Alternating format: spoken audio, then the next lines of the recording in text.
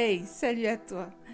Bienvenue sur cette nouvelle vidéo. Aujourd'hui, on va voir comment vectoriser. Alors tout simplement, on va aller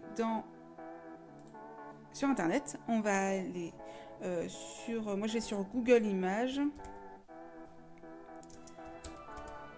Tac. Et ici, on va choisir ce qu'on veut vectoriser.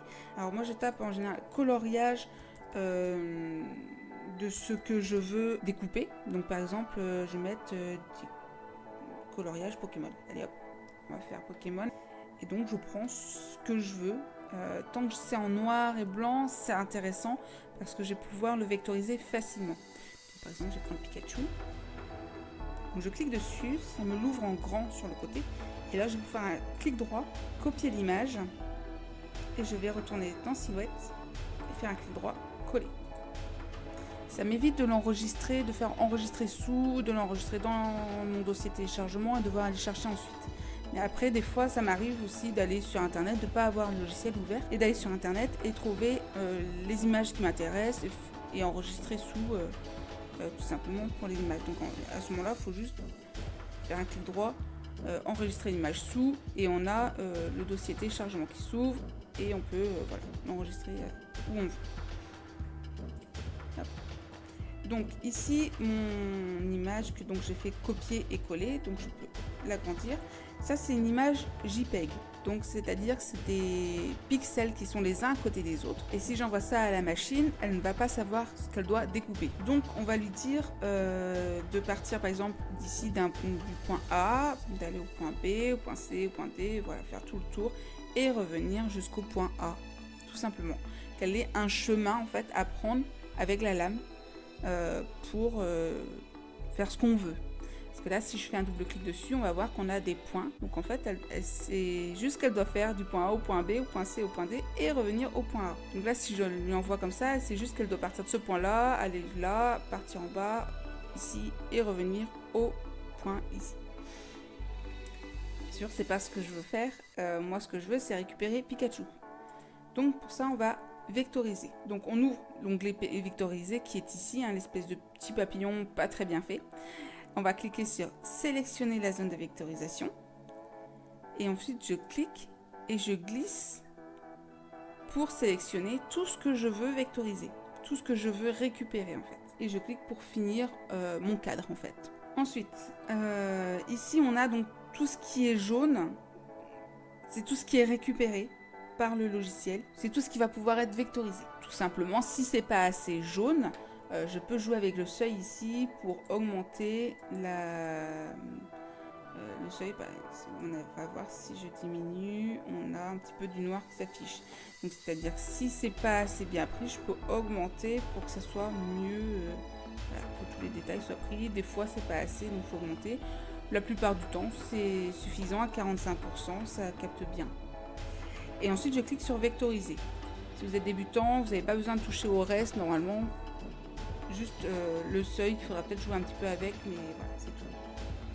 Donc je peux décaler mon image d'origine et je peux même cliquer dessus et la supprimer, je n'en ai plus besoin. Donc ici on a une vectorisation qui a été faite et on va pouvoir lui donner de la couleur si on le souhaite. Et surtout ce qu'on va faire, c'est qu'on va faire un double clic dessus et on va cliquer sur simplifier. Parce que là, tu vois, il y a plein de petits points qui s'affichent partout. Chaque petit point, c'est un petit à-coup pour la machine et surtout pour la lame, ce qui va faire qu'elle s'abîme beaucoup plus vite. Pour ça, souvent, on me demande combien de temps est-ce que je dure avec une lame. Mais en fait, ça dépend. Ça dépend de comment est-ce qu'on utilise sa lame et ça dépend de ce qu'on coupe avec, bien sûr, mais ça dépend comment est-ce qu'on l'utilise. Si on laisse comme ça plein de petits points, c'est sûr que la lame elle va pas durer longtemps et en plus de ça, ça va être moins joli parce que ça sera moins lisse les découpes. Si je fais un petit zoom ici par exemple, on voit qu'il y a plein de il y aura plein de petits à-coups et donc elle sera pas forcément aussi lisse que si je simplifie les points. Donc en cliquant sur simplifier, alors on va revenir à la taille comme ça.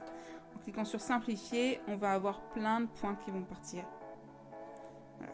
Et en fait, il va garder seulement ce qu'il a besoin pour pouvoir découper correctement.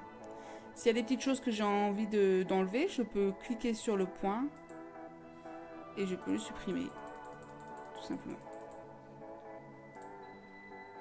Par exemple.